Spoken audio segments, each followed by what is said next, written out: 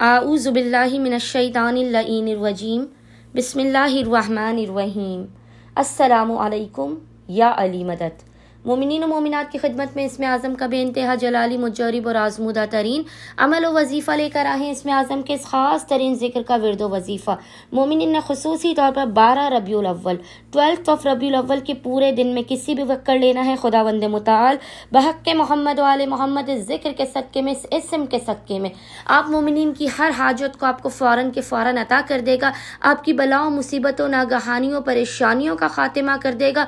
वो खुदावंद मुताल जो एक के नदामत से राज़ी हो जाने वाला है। इसमें आज़म की बरकत से आप पर अपने रहमो करम और फजल की बारिश नाजिल कर देगा। आपकी गुर्बत और गरीबी का खात्मा कर देगा।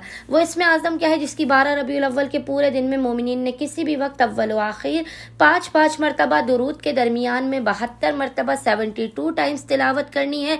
वो जिक्र है या रफ़ीओ या बदीओ, या रफ़ीओ या बदीओ।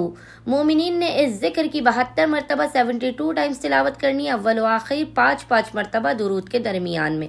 खुदावंद मुताल बहक़ मोहम्मद वाले मोहम्मद आपकी हर हाजत को अपनी बारगाह में कबूल व मकबूल कर देगा। बलाओं, मुसीबतों और परेशानियों का खात्मा भी कर देगा।